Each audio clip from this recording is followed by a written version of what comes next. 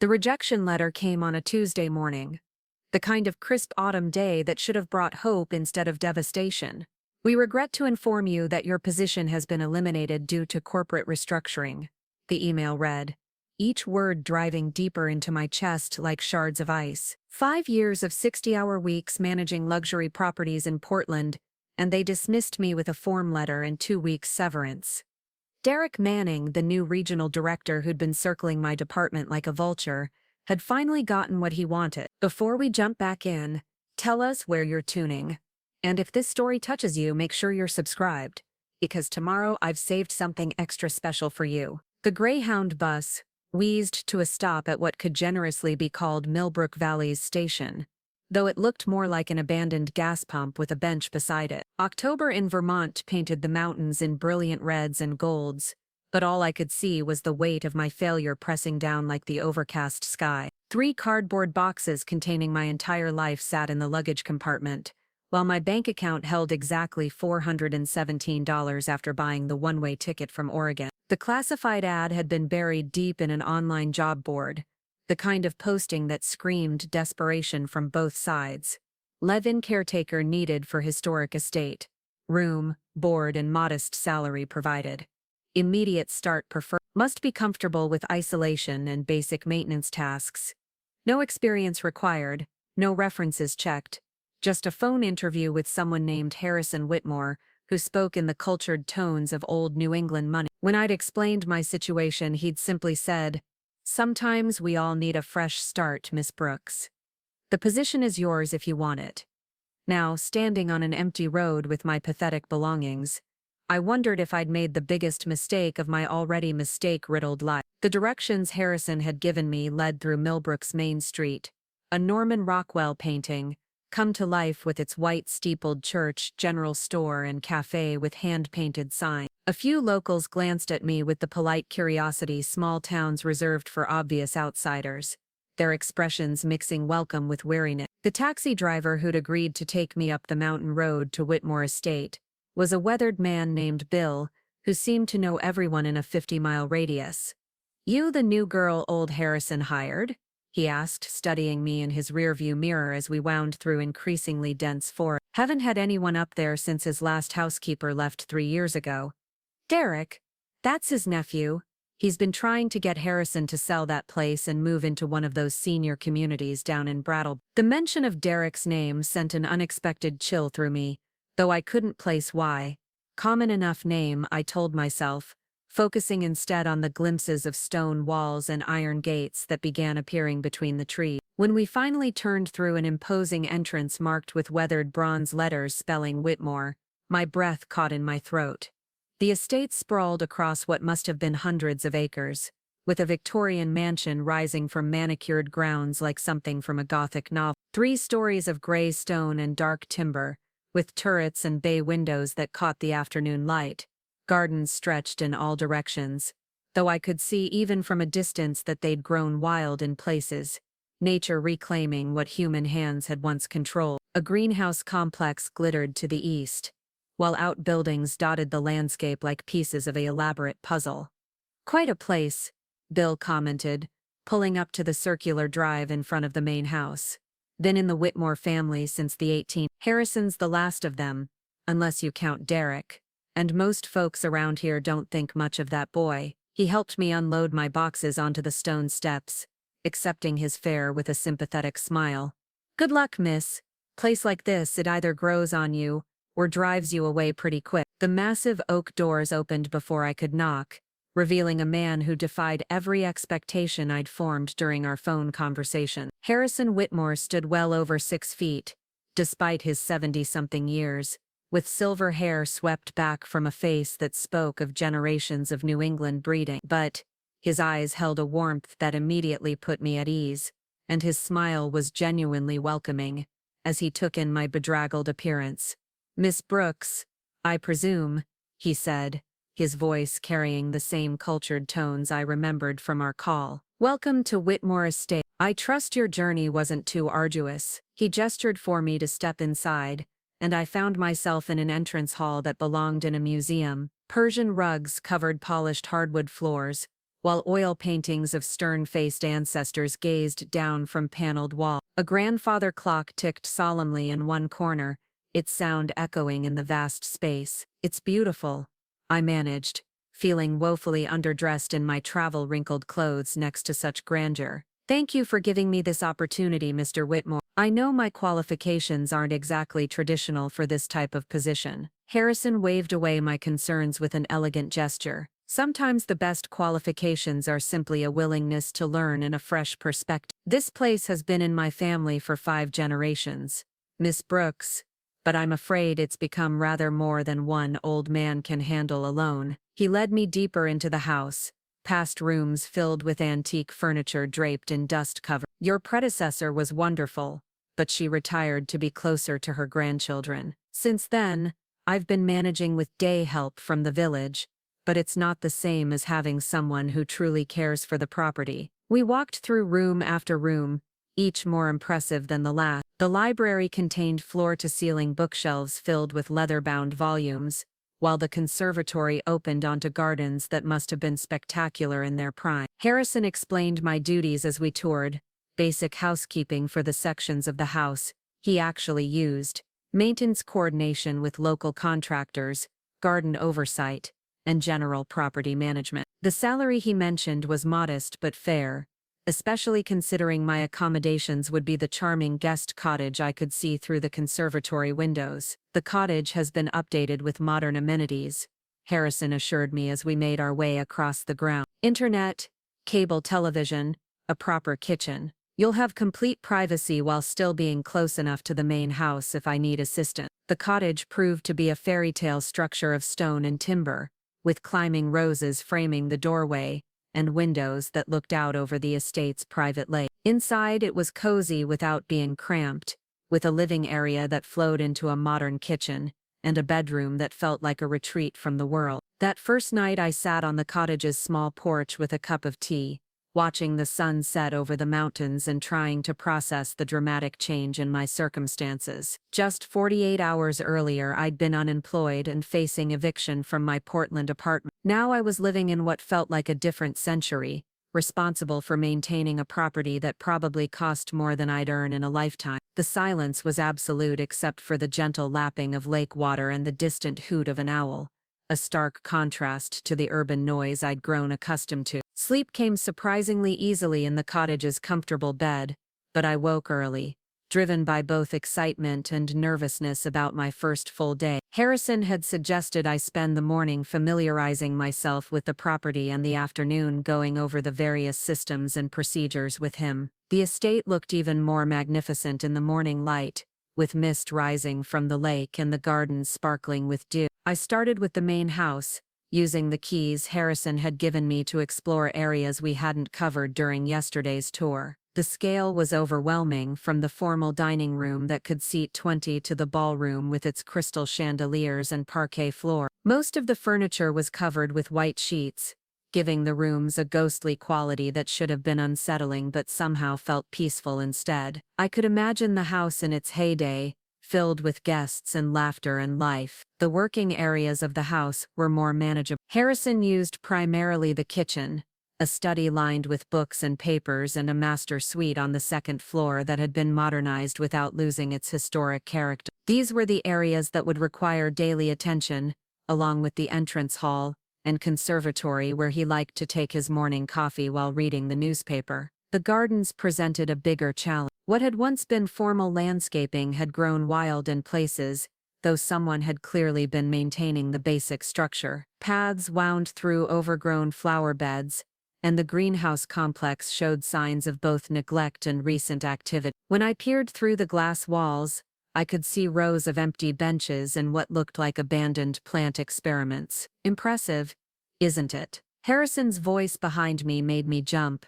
He'd approached quietly across the dewy grass, carrying 2 steaming mugs of coffee. "My wife Elizabeth designed these gardens herself, back when we first married. She had quite the green thumb, could make anything grow." His expression grew wistful as he handed me one of the mugs.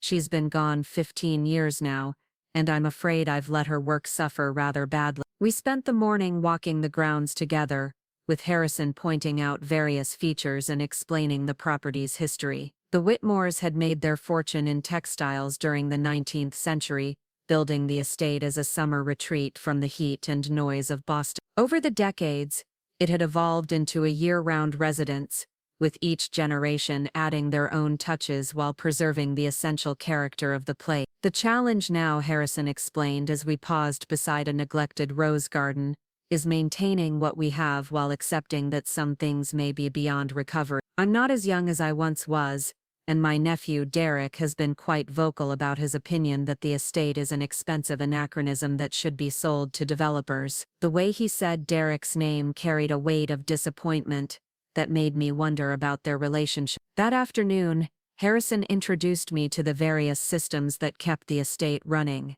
The heating was a combination of original radiators and modern additions, temperamental but functional if you knew their quirks. The electrical system had been updated in sections, creating a patchwork that required careful attention to avoid overloads. Most importantly, he showed me his office in the study, where detailed records tracked everything from supplier contacts to maintenance schedule. The key to managing a property like this, he said, settling into a leather chair that had probably been his father's, is understanding that it's not just a house, it's a living entity with its own needs and rhythm. You can't force modern efficiency onto a 150-year-old building any more than you can force an elderly person to run a marathon. You have to work with what you have, adapt and accommodate rather than demanding change. By the end of my first week, I'd established a routine that felt surprisingly natural. Mornings began with coffee and a walk around the property, checking for any overnight issues or changes that needed attention. I'd then focus on the main house, ensuring Harrison's living spaces were comfortable and welcoming while gradually working through the closed-off rooms to assess their condition. Afternoons were for outdoor work, tackling small garden projects or coordinating with the various contractors and suppliers who kept the estate functioning. The work was physical in a way my previous job had never been. Instead of sitting at a computer managing rental properties for absent owners, I found myself learning to operate a riding mower, researching heritage rose varieties, and discovering muscles I'd forgotten I possessed. My hands, once soft from office work, began developing calluses from garden tools and cleaning supplies, but rather than feeling degraded by the physical labor, I found it oddly satisfying to see immediate, tangible results from my effort. Harrison proved to be a thoughtful and generous employer, treating me more like a valued assistant than hired help. He often invited me to join him for evening meals, and our conversations ranged from estate management to literature to his memories of the property's golden year. I learned that he'd been a professor of American history at Dartmouth before inheriting the estate,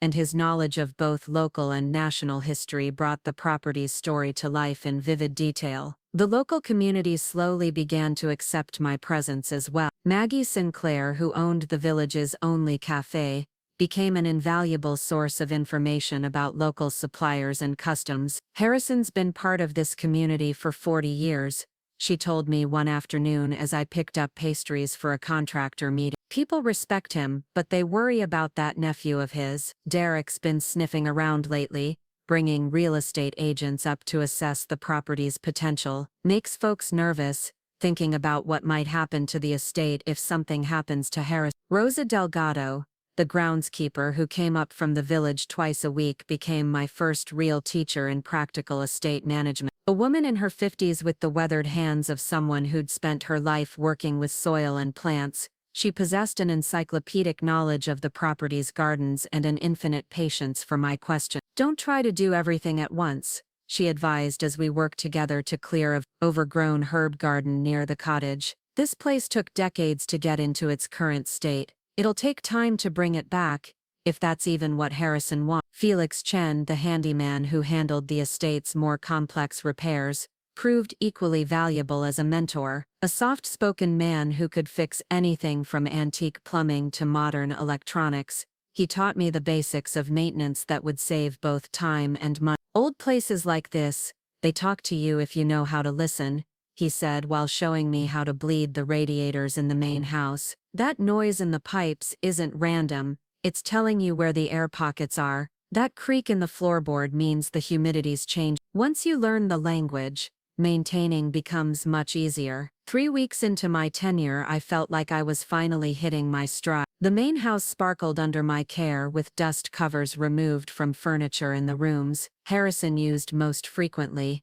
and fresh flowers from the garden brightening the spaces. I'd established relationships with all the key suppliers and contractors, and my daily walks around the property had given me an intimate knowledge of its rhythms and needs. Most importantly, I felt useful in a way I hadn't experienced in years. That sense of accomplishment made the first crisis all the more devastating. I was in the greenhouse on a rainy Thursday morning, cataloging the abandoned plants and equipment to create a restoration plan, when I heard the unmistakable sound of water where it shouldn't. Following the noise led me to the conservatory, where a steady drip from the ceiling had already created a substantial puddle on the antique Persian rug below. The leak appeared to be coming from somewhere in the complex roof structure above, but accessing it would require scaffolding or a very long ladder. I called Felix immediately, but he was dealing with an emergency at another property and couldn't come until the following day. The rain was supposed to continue through the night, which meant the damage would only get worse. I spent the afternoon moving furniture and placing buckets to catch the steadily increasing flow,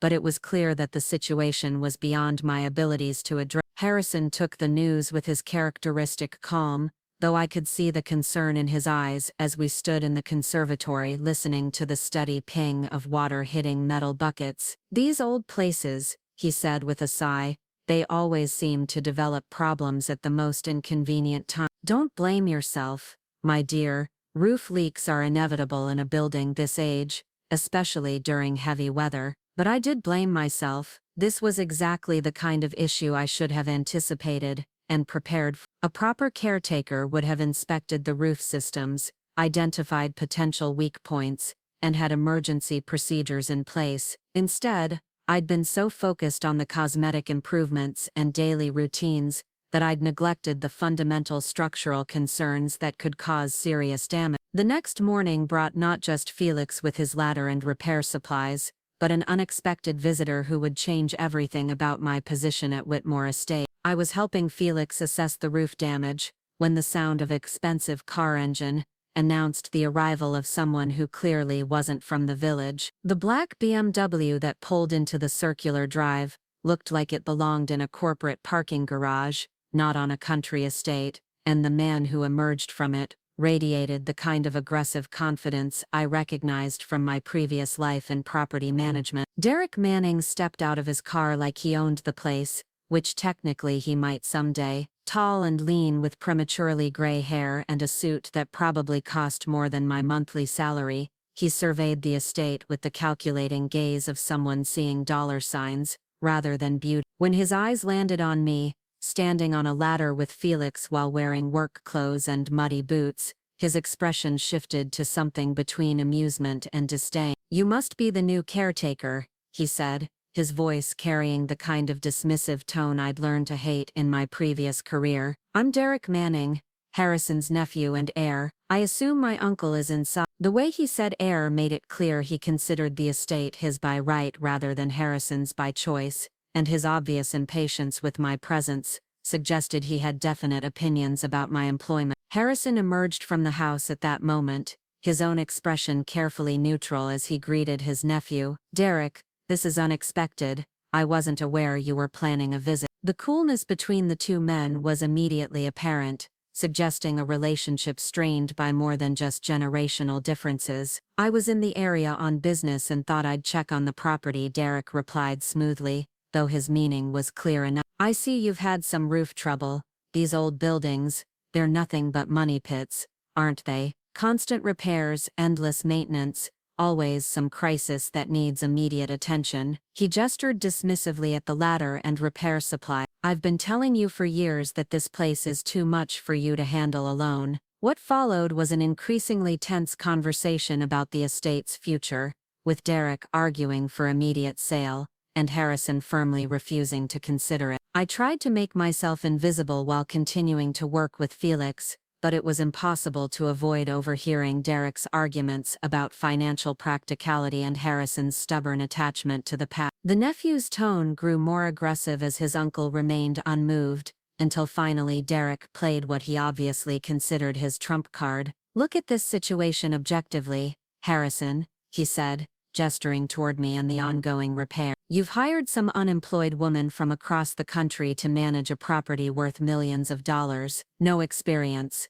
no references, no qualifications beyond desperation. When something goes wrong, and something always goes wrong with places like this, she'll be in way over her head. It's not fair to her, and it's certainly not responsible stewardship of the family legacy." The words hit me like physical blows, not because they were cruel but because they contained just enough truth to stick. I was in over my head with many aspects of estate management, learning as I went, and hoping my mistakes wouldn't be too costly. Derek's assessment of my qualifications was harsh but accurate, and his prediction about future crises felt like a dark prophecy rather than simple criticism. Harrison's response surprised me with its firmness.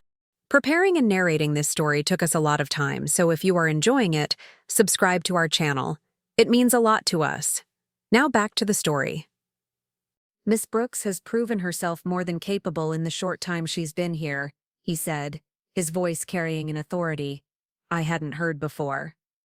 "She's brought life back to this place in ways I hadn't realized it was missing. As for her qualifications, I'm more interested in character and dedication than credentials, and she has both in abundance."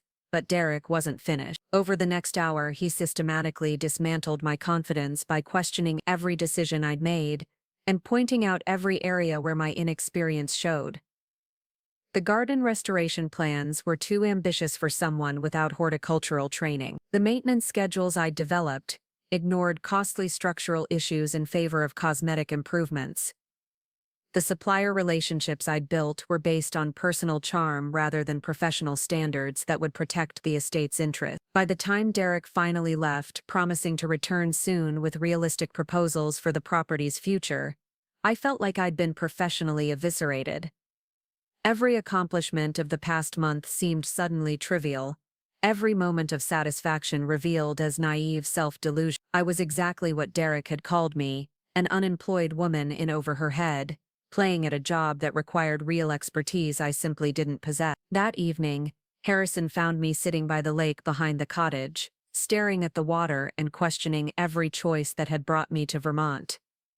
"Derek has a talent for making people doubt themselves," he said gently, settling onto the bench beside me. "It's served him well in his business career, but it makes him rather trying as a nephew." "He's not wrong, though," I said, unable to keep the defeat out of my voice. "I don't have the qualifications for this position. I've been learning as I go, and hoping for the best.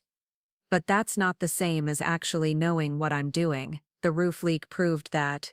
A real estate manager would have identified that risk weeks ago. Harrison was quiet for a long moment, watching the last light fade from the mountains across the lake. "Do you know why I hired you, Miss Brooks?" he asked finally.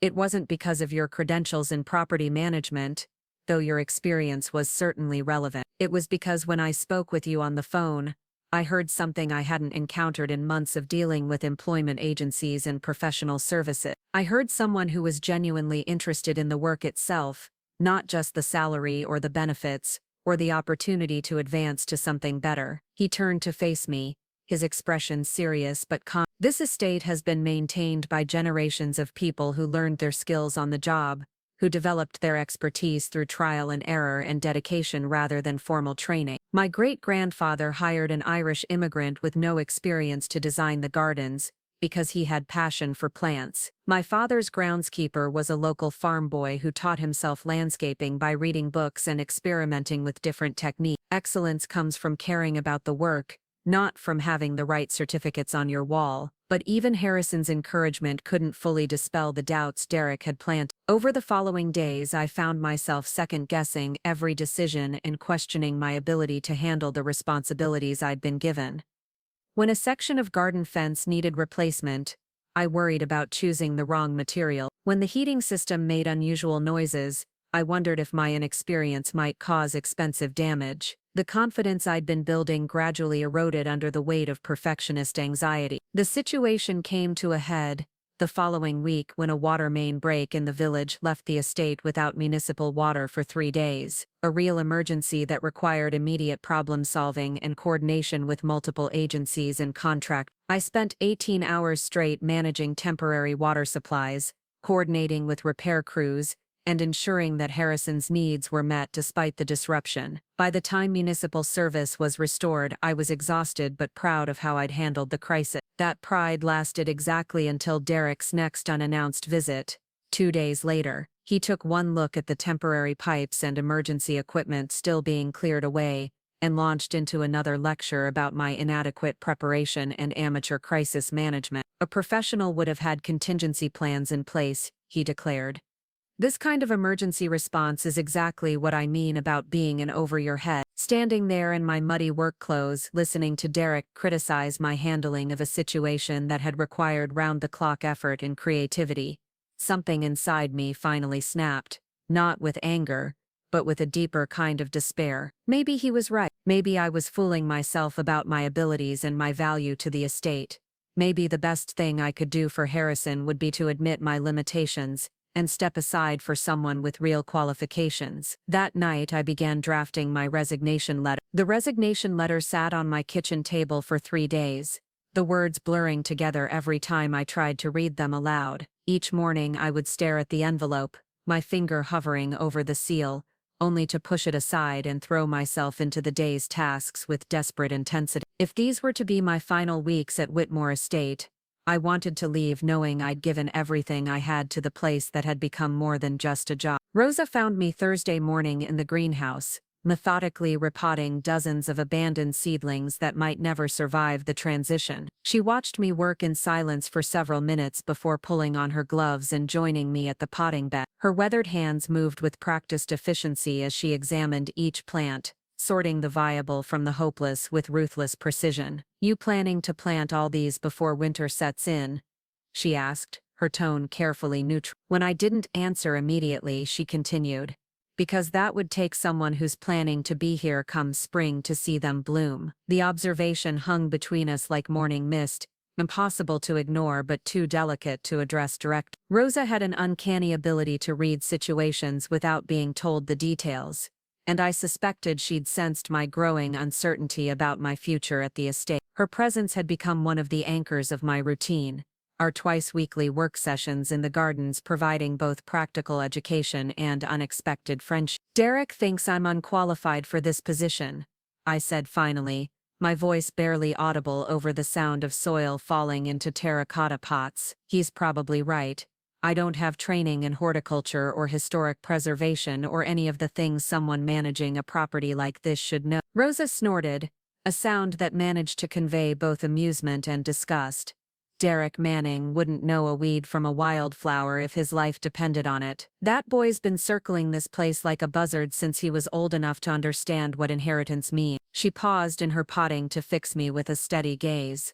"Question is, are you going to let his opinion matter more than your own experience? Because from where I sit, you've done more good for this estate in 2 months than any of those fancy property managers Harrison interviewed before you." Her words sparked something defensive in my chest, though I wasn't sure if I was defending myself or Derek's assessment. But he's not wrong about my inexperience. When that roof leaked, I didn't know what to do. When the water main broke, I was making it up as I went along. A real professional would have been prepared for those situations. And how exactly would someone prepare for a water main break? Rosa asked, her eyebrows raised in genuine curiosity. "You think there's a manual somewhere that tells you how to coordinate emergency water delivery to a historic estate? You think experience comes from reading books instead of actually dealing with problems when they arise?" She set down her trowel and turned to face me fully, her expression serious but kind. "I've been working on properties around here for 30 years,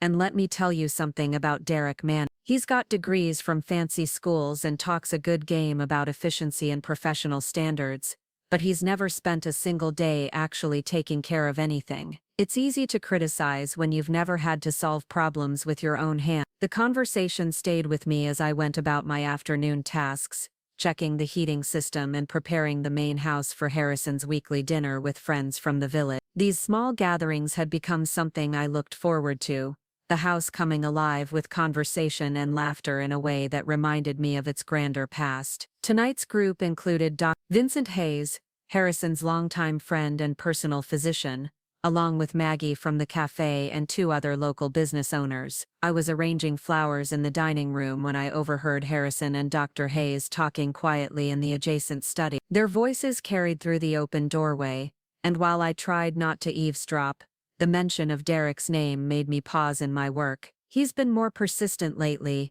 Harrison was saying, his voice tinged with weariness. "Showing up unannounced, bringing those real estate assessors, pressuring me about my responsibilities to the family legacy. Sometimes I wonder if I'm being selfish, holding on to this place when it could provide financial security for future generations." Dr. Hayes made a sound of disagreement. "Financial security built on destroying something beautiful and irreplaceable, that's not legacy, Harrison. That's just greed with a fancy name. Besides, Derek's done well enough in his own career. It's not like he needs the money." "It's not about need," Harrison replied. "It's about control. Derek's always resented that his grandfather left the estate to me instead of his father. He sees my attachment to this place as sentimental foolishness that's preventing him from claiming what he considers his birthright." The conversation shifted to other topics, but those words echoed in my mind throughout the evening. As I served dinner and participated in the warm, animated discussions around Harrison's table, I found myself studying his face for signs of the burden he carried. The estate wasn't just his home or even his responsibility, it was the center of an ongoing family conflict that had been simmering for decades. Later that evening, as I helped clear dishes and resettle the house for the night, Harrison asked me to join him in the conservatory for coffee. The space had become our informal meeting room, surrounded by the plants I'd gradually coaxed back to health and overlooking gardens that grew more beautiful with each week of attention. "I owe you an apology," he said without preamble, settling into his favorite wicker chair with a cup balanced carefully on his knee.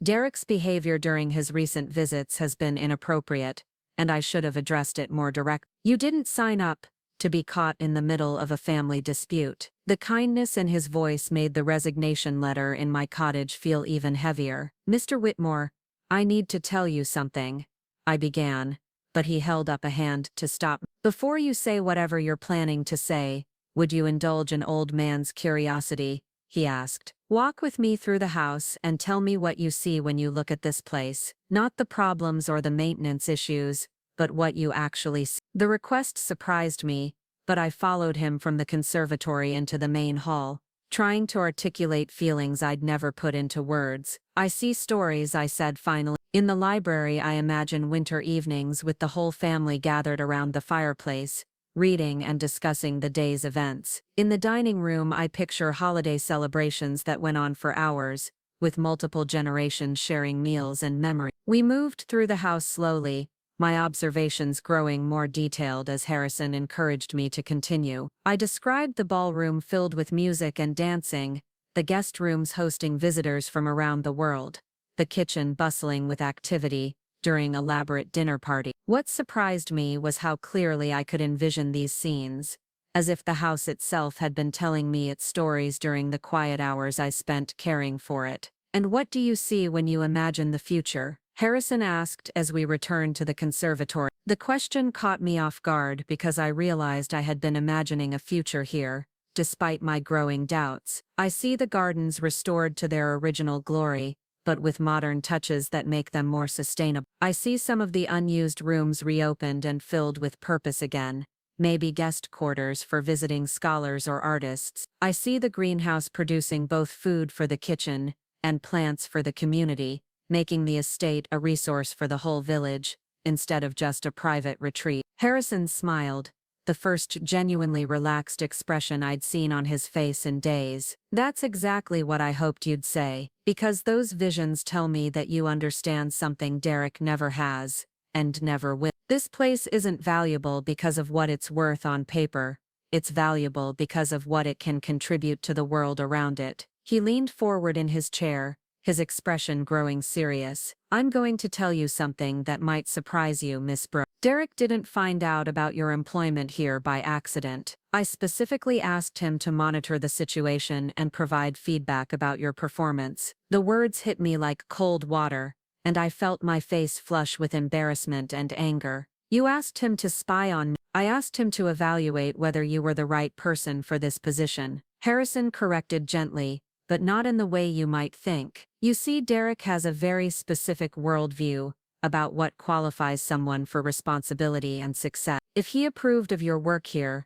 it would tell me that you were exactly the wrong person for what I have in mind. My confusion must have been obvious because Harrison chuckled softly before continuing. Derek judges people based on credentials and conventional markers of professional achievement. He values efficiency over effectiveness, profit over purpose, and individual advancement over community contribution. Someone who met his standards for managing this estate would inevitably turn it into exactly what he wants it to be, a profitable enterprise stripped of everything that makes it special. The revelation reframed every interaction I'd had with Derek, casting his criticism in an entirely different light. So his disapproval was actually a recommendation. His complete inability to see your value confirmed what I suspected from our first phone conversation. Harris, you have the qualities this place needs: creativity, adaptability, genuine care for the work itself rather than what it might lead to. Derek's criticism wasn't about your inadequacies, it was about his inability to recognize a different kind of excellence. But even this explanation couldn't completely dispel the doubts that had been building in my mind. What if he's right, though? What if my inexperience does cause problems that someone with proper training could have prevented? Harrison stood and walked to the conservatory windows, looking out over the moonlit gardens where my restoration work was beginning to show real progress. Do you know what this estate was like when I inherited it 40 years ago? He asked. My father was a brilliant businessman but a terrible steward of the land. He'd replaced most of Elizabeth's original gardens with low-maintenance landscaping, converted the greenhouse to storage, and modernized the interior in ways that destroyed much of its historic character. It took me 20 years of trial and error to restore what had been lost. He turned back to face me, his expression earnest.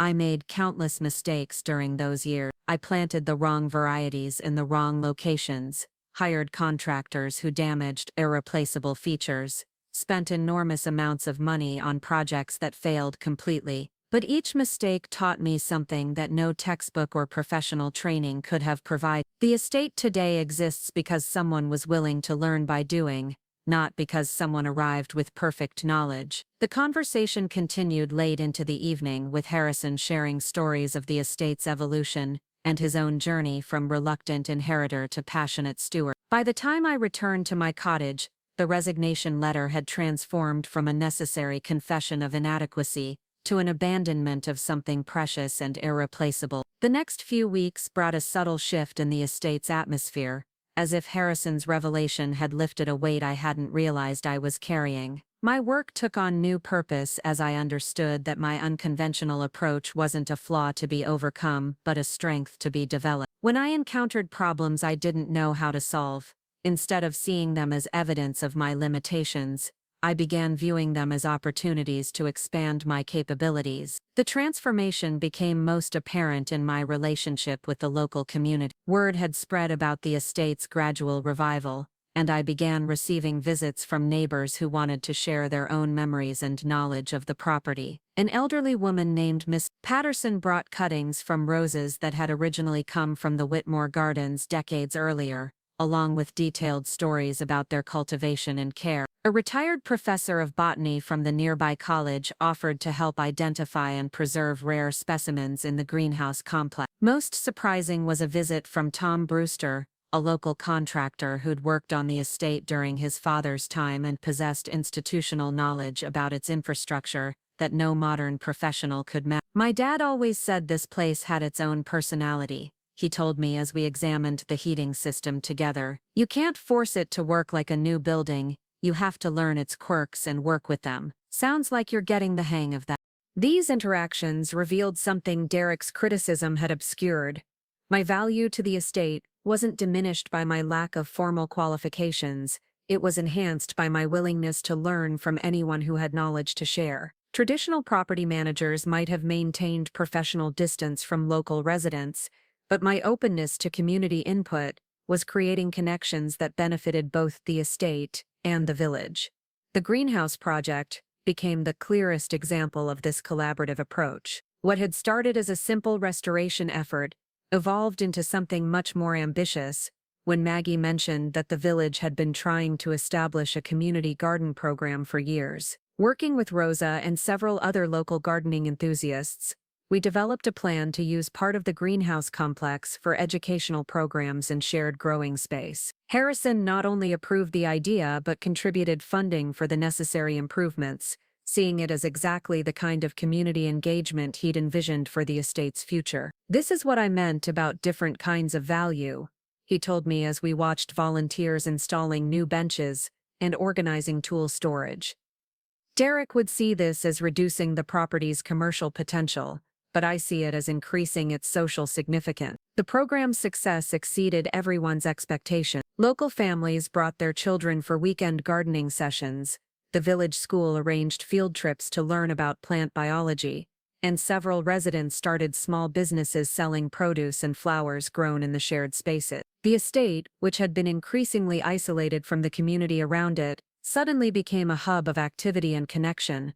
But success brought its own challenges, particularly as Derek became aware of these developments. His next visit arrived without warning on a crisp November morning, finding the estate bustling with activity as volunteers prepared the gardens for winter. His reaction to the scene was immediate and intense, the carefully controlled demeanor I'd grown accustomed to replaced by obvious anger. "What the hell is this?" he demanded, watching children and adults working together to mulch flower beds and secure plant coverings. "Harrison, you've turned a private estate into some kind of public park. Do you have any idea what this does to the property values, to the liability insurance, to your privacy and security?" Harrison met his nephew's anger with calm determination. "I see families learning to grow their own food, elderly residents finding purpose in sharing their knowledge, and young people developing connections to the land that will last their lifetime. As for property values, I'm not planning to sell, so market considerations are irrelevant." The confrontation that followed was more intense than any I'd witnessed, with Derek's usual subtle pressure replaced by direct demands for immediate changes. He wanted the community programs terminated, the volunteers banned from the property, and what he called professional distance restored between the estate and the village. When Harrison refused to consider these demands, Derek shifted his focus to me. "This is all her influence," he said, gesturing dismissively in my direction. "She's convinced you to turn a historic estate into her personal social experiment. She has no understanding of property management, no respect for tradition, and no business making decisions that affect the family legacy." But this time, Derek's criticism felt different. Instead of the crushing weight of inadequacy I'd experienced during his earlier visits, his words bounced off me like rain on stone. I'd seen the joy on children's faces as they harvested vegetables they'd planted themselves. I'd watched elderly residents share stories and techniques that might otherwise be lost forever. I'd participated in something that brought genuine value to people's lives, regardless of what it might mean for abstract property value. "You're right," I said, surprising both men with my calm agreement. "I don't have traditional qualifications in property management, and I certainly don't approach this work the way a conventional professional would. But I've learned something important during my time here. There are different ways to measure success, and not all of them appear on financial statements." Derek's expression shifted to something like satisfaction, as if my admission proved his point. But I wasn't finished. "What I lack in credentials, I make up for in something you can't learn in business school: genuine care for this place and the people it can serve. I've made mistakes and I'll probably make more, but every error has taught me something valuable about how to do better. That's not a weakness. It's how real expertise develops." The words came from a place of certainty I hadn't accessed before, a deep understanding of my own value that Derek's criticism couldn't touch. For the first time since arriving at Whitmore Estate, I felt completely confident in my right to be there, and my ability to contribute meaningfully to its future. Harrison's smile told me he'd been waiting for exactly this moment of self-advocacy. "I think that settles the question of Miss Brooks's qualifications," he said to Derek. "She's demonstrated something no amount of professional training can provide: the wisdom to learn from experience, and the courage to trust her own judgment." But Derek wasn't ready to concede defeat. Over the following hour, he presented what he clearly considered his ultimate argument: detailed financial projections, showing how the estate's operating costs were increasing, while its potential market value remained static. In his analysis, my community programs were liabilities that exposed the property to unnecessary risks, while providing no measurable return on investment. "You're thinking like an accountant instead of a steward," Harrison replied to his nephew's presentation. "This estate's value has never been primarily financial, and it never will be as long as I'm responsible for it. The question isn't whether these programs generate profit, it's whether they fulfill the purpose I believe this place should serve." The argument continued well into the afternoon, with Derek growing increasingly frustrated by Harrison's refusal to embrace his vision of efficient, profitable property management. Finally, he played what I realized was his final card: a direct threat about the estate's future that revealed the depth of his resentment and ambition. "You're 73 years old, Harrison," he said bluntly. "At some point, whether you like it or not, I'm going to inherit this place. When that happens, all of these community programs will end, and this property will be managed according to sound business principles. You can make that transition easier by starting the process now, or you can force me to make dramatic changes later. Either way, this sentimental experiment is going to end." The cruelty of the statement hung in the air like smoke, revealing Derek's true character more clearly than any of his previous behavior. This wasn't about responsible stewardship or professional standards. It was about power and control over something he felt entitled to possess. His criticism of my qualifications had never been about protecting the estate's interests. It had been about eliminating anyone who might support Harrison's vision over his own. Harrison's response was quiet but firm. "That may be true, Derek, but it's not true today. And as long as I'm alive and capable of making decisions, this estate will be run according to my values, not yours. If that troubles you, I suggest you focus on building your own legacy instead of planning how to dismantle mine." After Derek left, the estate felt lighter despite the unpleasant confrontation. His threats had actually clarified something important.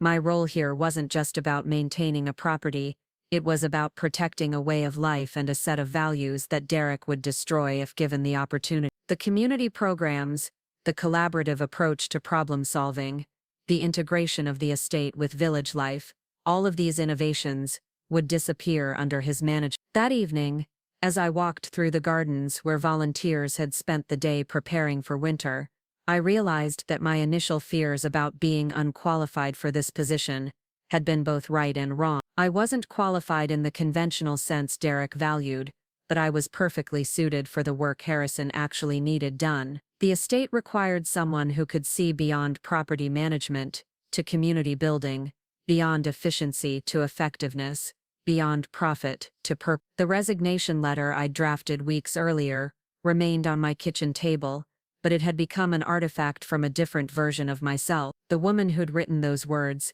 had been seeking external validation of her worth, measuring herself against standards that didn't reflect her actual strengths. The woman I was becoming understood that the most important qualifications couldn't be earned in school or certified by professional organizations.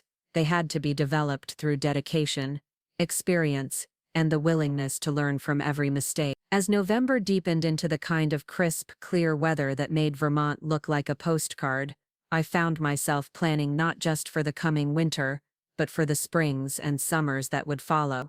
There were garden beds to redesign, greenhouse improvements to implement, and community programs to expand.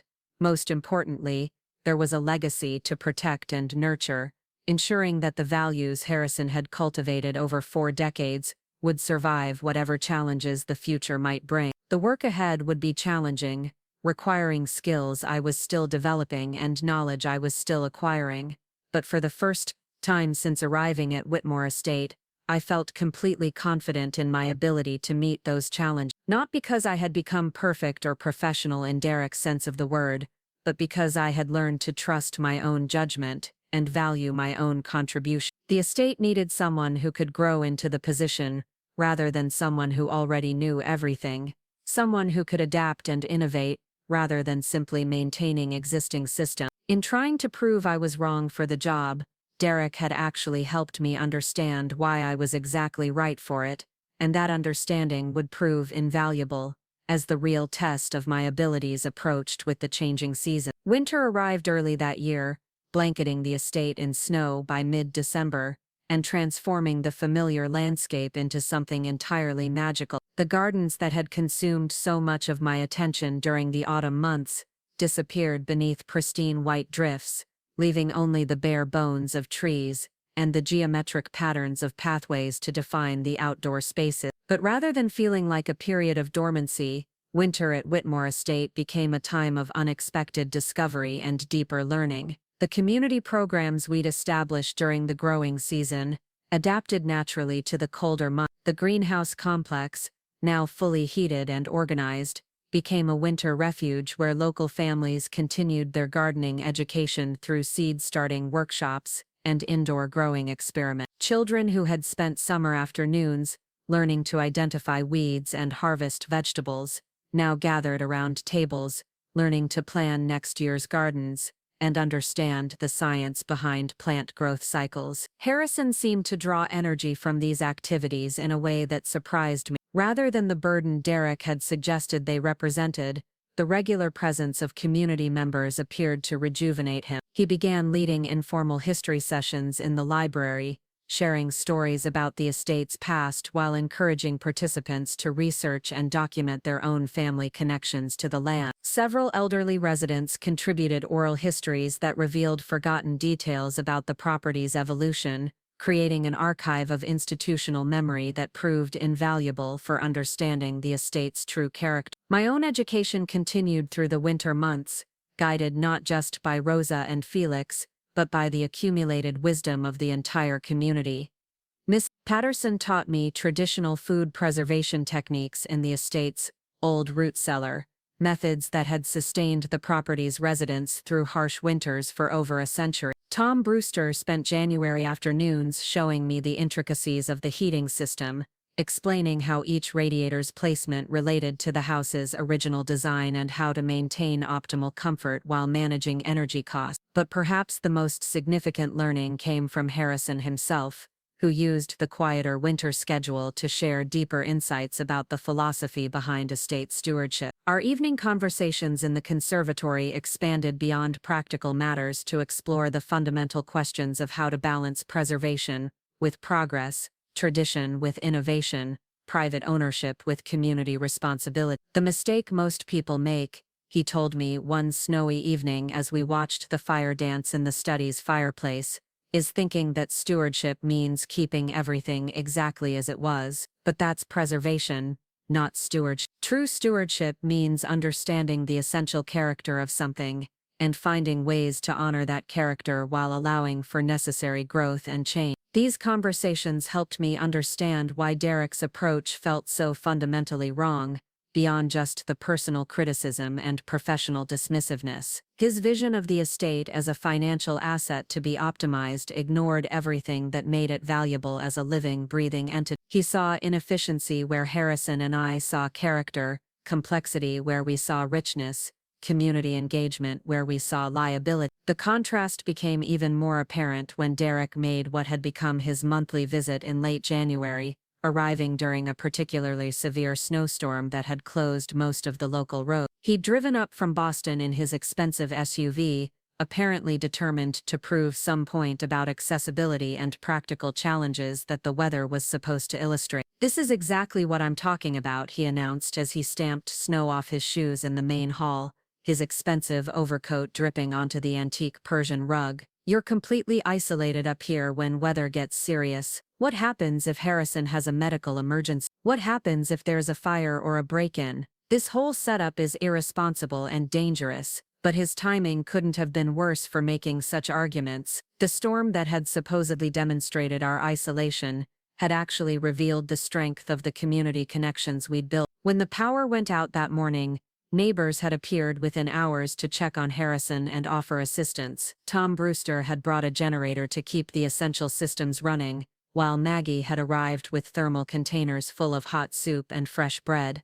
Hayes had called twice to check on Harrison's condition and confirm that his medications were accessible. Rather than being stranded and helpless, we'd found ourselves at the center of a network of mutual support that made the storm feel more like an adventure than a crisis. The greenhouse had become an impromptu community center, with several families choosing to spend the day there rather than in their own cold houses, sharing meals and stories while the children played games and worked on art projects. Derek's reaction to this scene was predictably negative. He saw chaos where others saw community, inefficiency where others saw generosity, liability where others saw resilience. His suggestion that Harrison should consider relocating to a senior community in town, where professional staff could provide proper care and security, revealed his complete inability to understand what actually constituted safety and support for someone in his uncle's position. "You don't understand what you're trying to destroy," I said to him that evening,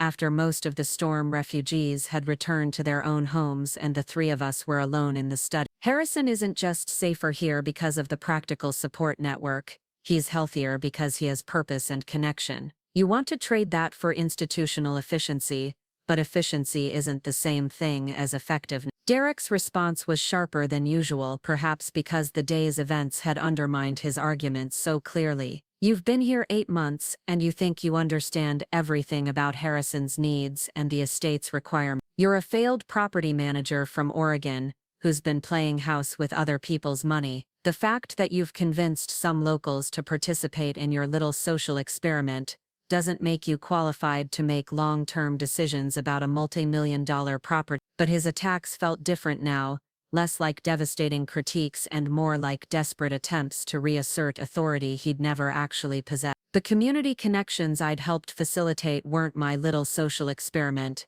They were organic relationships that had developed because the estate provided something valuable that people wanted to support and protect. The programs hadn't been imposed from outside but had grown naturally from genuine needs and interests. The difference between us," I replied calmly, "is that you see this place as something to be managed and optimized while I see it as something to be nurtured and developed. You think in terms of efficiency and profit margins, while I think in terms of purpose and community impact. Neither approach is inherently right or wrong, but they lead to completely different outcomes." Harrison had been listening to our exchange with the patient expression I'd learned meant he was forming his own conclusion. When Derek continued his arguments about professional standards and financial responsibility, Harrison finally interrupted with a question that shifted the entire conversation. "Derek, why do you really want this estate?" he asked quietly. "Not the reasons you've given me about family legacy or responsible stewardship, but the actual personal reasons that drive your urgency about these changes." The question seemed to catch Derek off guard, and for a moment his polished composure slipped to reveal something rawer underneath. "Because it should be mine," he said finally, his voice tight with emotion I'd never heard before. "My father was the eldest son, the responsible one who built a successful business and raised his family according to the values our grandfather taught him. But when the time came to pass on the estate, grandfather chose you instead, the dreamy younger brother who became a professor and married for love instead of strategic advantage." The admission hung in the air like smoke, revealing decades of resentment that had shaped Derek's entire relationship with the property and his uncle. This wasn't about professional property management or financial optimization.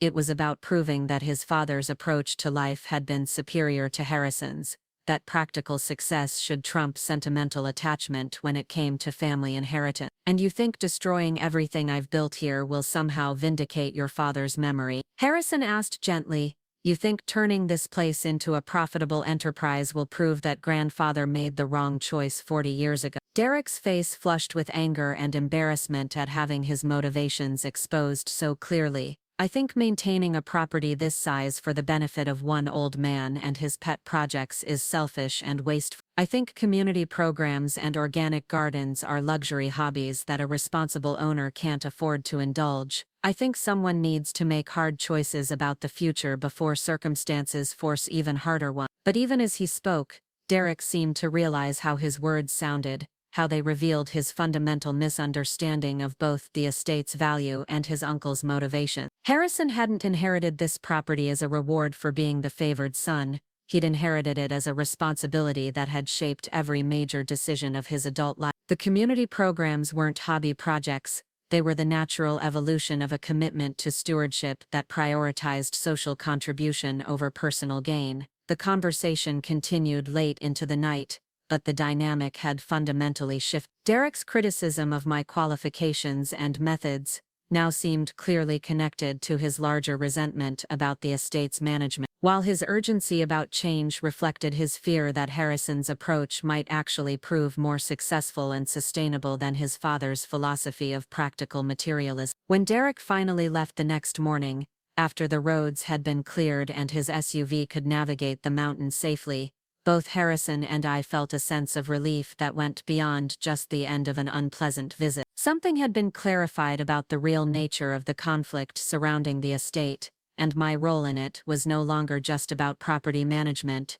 but about preserving a way of life that Derek couldn't understand or appreciate. "He's not entirely wrong about some things," Harrison said as we watched Derek's vehicle disappear down the mountain road. "This place is expensive to maintain, and there are risks involved in staying here as I get old. But what he doesn't understand is that those costs and risks are worth accepting because of what they preserve and protect." The winter months that followed deepened my understanding of exactly what Harrison meant. The estate's value wasn't just aesthetic or historical, it was social and educational and deeply personal for everyone whose lives it touched. The elderly residents who shared their knowledge during our history sessions weren't just providing information, they were passing on traditions that would otherwise disappear. The families who participated in gardening programs weren't just learning agricultural techniques, they were developing connections to the land that would influence their children's relationship with the natural world. My own transformation during this period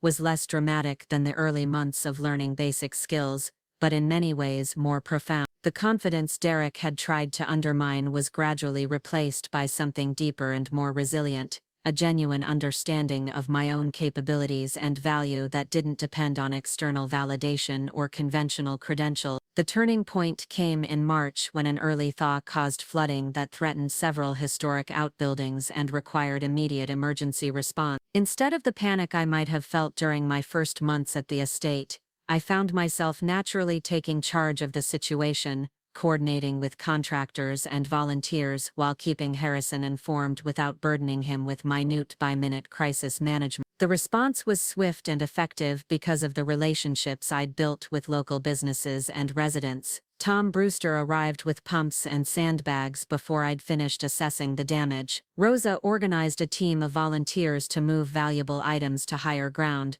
Dr. Hayes checked on Harrison while Maggie provided food and coordination space for the emergency workers. Within hours we'd minimized the potential damage and begun the process of proper repair. But more importantly, the crisis revealed how completely I'd integrated into the community network that surrounded and supported the estate. I wasn't just Harrison's employee anymore, I was a trusted member of a social ecosystem that had developed around the property's role as a community resource. People called me directly when they noticed problems or had suggestions for improvements, and my opinions were sought and valued in discussions about everything from seasonal events to long-term planning. When Derek arrived for his next visit in early April, he found a very different situation than he'd expected. The flooding damage had been repaired not just competently but creatively, with improvements that enhanced both function and appearance. The greenhouse complex was bustling with spring preparation activities, while the gardens showed the first signs of the ambitious expansion we'd planned during the winter months. Most significantly, the community support that had emerged during the crisis had evolved into something even more structured and sustainable. A formal Friends of Whitmore Estate organization had been established, with bylaws and committees and official recognition from the town council. Rather than being Harrison's private charity project, the community programs now had independent governance and funding sources that reduced their dependence on the estate's resources, while increasing their long-term viability. Derek's reaction to these developments was more subdued than his previous visits, as if he was beginning to understand that his vision of the estate as an isolated, inefficient burden was increasingly disconnected from reality. The property was becoming more integrated with the community around it, not less, and that integration was creating value that couldn't be measured in simple financial terms. "You've institutionalized all of this," he said, his voice carrying a mixture of admiration and frustration as he reviewed the materials from the Friends organization. "You've created structures that will be very difficult to dismantle, even if circumstances change." His observation was accurate, and intentionally so. The community connections and formal programs we'd developed weren't just beneficial in themselves, they were protective barriers that would make it much harder for anyone to radically alter the estate's character in the future. Even if Derek eventually inherited the property, he would face organized resistance from an established community that had invested time, energy, and emotion in supporting its current mission. "That was always the goal," Harrison replied calmly, "to create something larger and more durable than any individual's ownership or preferences. This estate has been a community resource for over a century, and I wanted to ensure it would continue serving that function regardless of who holds legal title to the property." But Derek wasn't ready to concede defeat, even in the face of evidence that his uncle's approach was proving both sustainable and effective. Over the following weeks, he began a different kind of campaign, focusing less on direct criticism of the estate's management and more on subtle pressure about Harrison's age and health. The conversations became filled with concerned observations about memory lapses that hadn't occurred, mobility issues that weren't evident, and decision-making capacity that remained sharp and engaged. The strategy was more insidious than Derek's previous frontal attacks, because it targeted Harrison's greatest vulnerability, his awareness of his own mortality and concern about the estate's future after his death. But it also revealed Derek's fundamental misunderstanding of what actually constituted responsible planning for that transition. Harrison's response was characteristically thoughtful and strategic. Instead of allowing Derek's concerns to create anxiety about the future,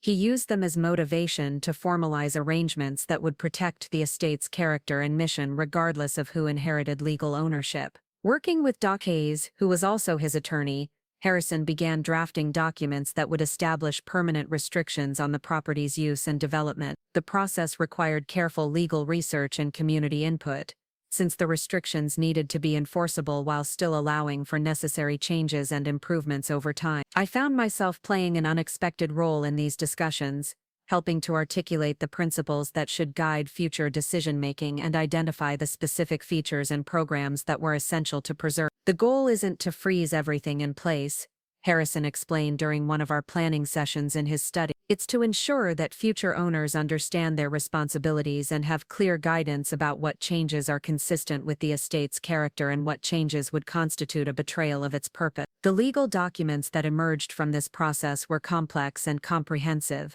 establishing the estate as a conservation property with specific requirements for community access and educational programming. More importantly, they created a governance structure that would give the Friends organization and local community a formal voice in major decisions affecting the property's future. When these arrangements were finalized in late spring, Harrison invited Derek for a meeting to explain the new legal framework. The conversation was civil but tense, with Derek clearly understanding that his inheritance would come with restrictions he hadn't anticipated and responsibilities he didn't want to accept. "You've tied my hands," he said after reviewing the document. "Even when I inherit this place, I won't actually control it. Every significant decision will require approval from committees and boards that will prioritize sentiment over practicality." Harrison's response was gentle but firm. "I've ensured that the estate will continue serving its proper function regardless of who owns it. If you inherit this property, you'll have the privilege of being its steward, but you won't have the right to destroy what generations have built. That's not restricting your freedom,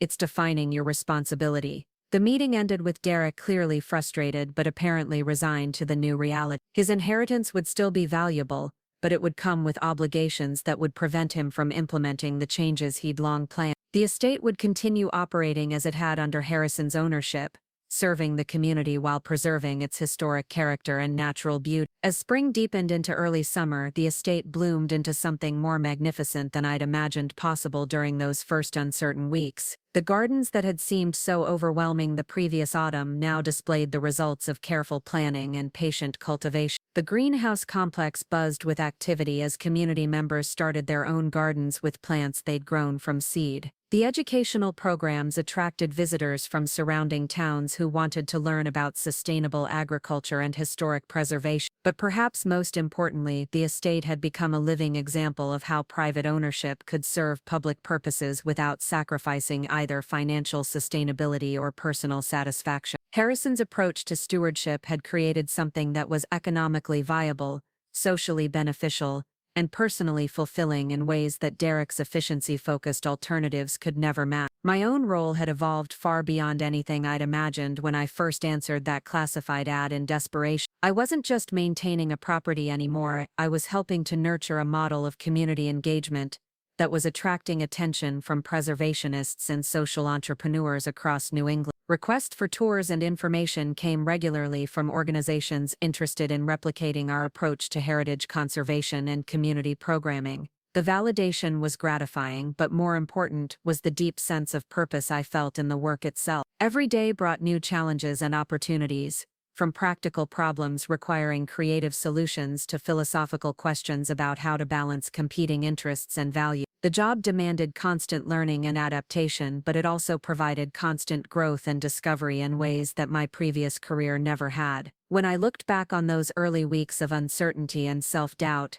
it was hard to believe I'd ever considered myself unqualified for this position. The qualifications Derek had insisted were essential: formal training in property management and historic preservation would have been useful but weren't ultimately what the position required. What it actually needed was someone willing to listen to the estate itself, to understand its character and possibilities, and to work collaboratively with the community around it to develop its potential. The transformation hadn't just been about learning new skills or gaining confidence in unfamiliar areas, though both of those things had happened. It had been about discovering a different way of thinking about work and value and success, one that prioritized contribution over advancement, sustainability over efficiency, and community benefit over individual gain. As summer approached and the estate prepared for its busiest season of programming and events, I found myself looking forward rather than backward, excited about the possibilities ahead rather than worried about past inadequacies. The foundation we'd built during the winter months was strong enough to support ambitious new projects,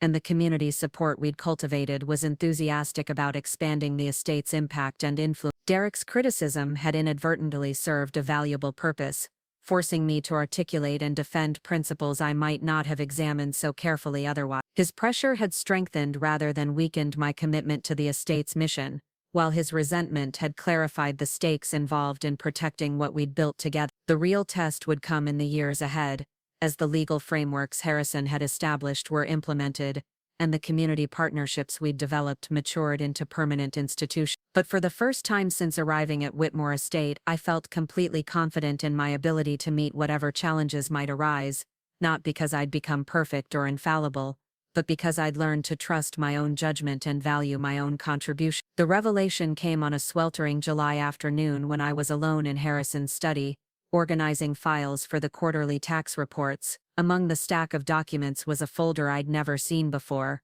labeled simply Natalie Brooks, Employment Search, in Harrison's distinctive handwriting. My hands trembled as I opened it, expecting to find my original application materials or perhaps performance evaluations he'd been keeping.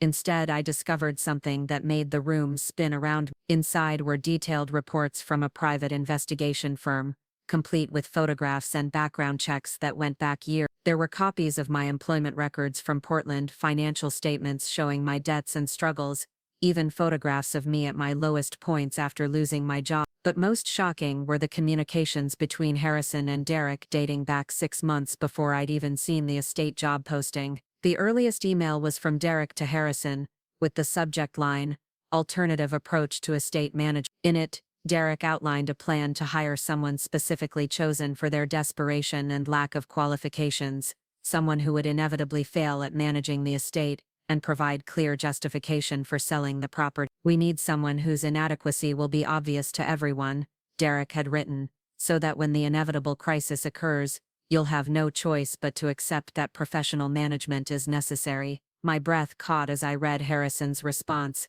dated 2 days later. Your suggestion has merit, though perhaps not in the way you intend. I agree that we should identify someone in desperate circumstances, but I'm more interested in observing what happens when genuine need meets genuine opportunity. Send me candidates who have potential that hasn't been recognized, not just people who are guaranteed to fail. The correspondence continued for weeks, with Derek providing profiles of various candidates he considered appropriately unqualified, while Harrison quietly conducted his own research into their backgrounds and capability. My name appeared in Derek's list along with a dismissive summary: failed property manager from Oregon, lost her job due to corporate restructuring, no relevant experience with historic properties or estate management, desperate enough to relocate across the country for minimal salary. Perfect example of what happens when sentiment overrides professional standards. But Harrison's notes told a different story.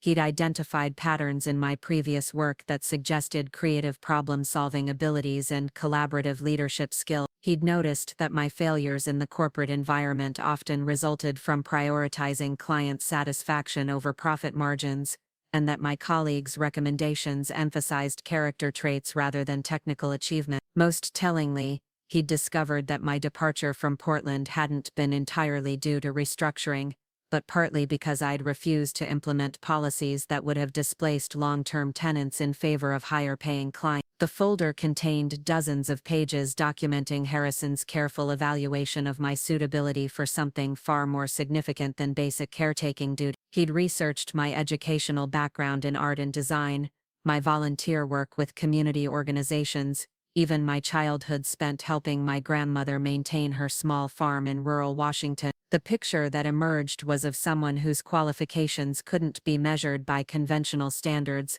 but whose values and instincts aligned perfectly with the estate's needs. As I continued reading, the true scope of Harrison's plan became clear. He hadn't just hired me despite my lack of credentials. He'd chosen me specifically because my background suggested I would approach the position differently than a traditional property manager. The community programs Derek saw as evidence of my incompetence were actually the natural result of hiring someone whose instincts leaned toward collaboration and inclusivity rather than efficiency and control. But the most stunning revelation came in the final section of the folder, where Harrison had documented his real reason for orchestrating this elaborate test. He'd been diagnosed with early-stage Parkinson's disease 8 months earlier, a condition he'd kept secret from everyone except Dr. Hay. The diagnosis had forced him to confront his mortality and accelerate his plans for the estate's future, but he'd realized that simply creating legal protections wouldn't be enough to ensure its continued mission. The estate needs someone who understands its soul, not just its systems,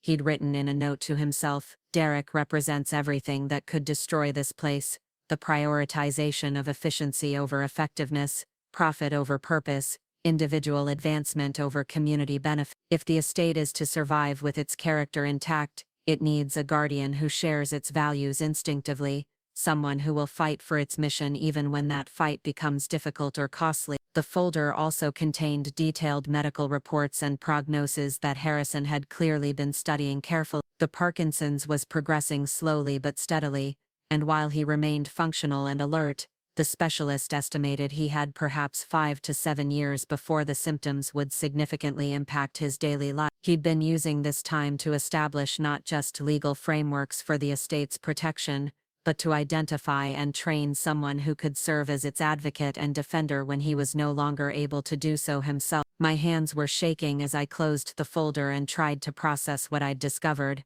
Everything about my employment here had been orchestrated, from the initial job posting to Derek's calculated criticism to my gradual assumption of greater responsibility. But rather than feeling manipulated or deceived, I found myself awed by the sophistication of Harrison's planning and the depth of his commitment to protecting something he valued more than his own life. The sound of footsteps in the hallway announced Harrison's return from his afternoon walk, and I quickly returned the folder to its place among the other documents. But I couldn't pretend I hadn't seen it, couldn't act as if this revelation hadn't fundamentally altered my understanding of everything that had happened over the past year. When he appeared in the doorway of the study, his expression immediately registered that something significant had occurred. "You found the folder," he said simply, settling into his chair with the weary grace I'd learned to associate with his more difficult days. It wasn't a question but a statement of fact, as if he'd been expecting this moment and was perhaps even relieved that it had finally arrived. "Why didn't you tell me?"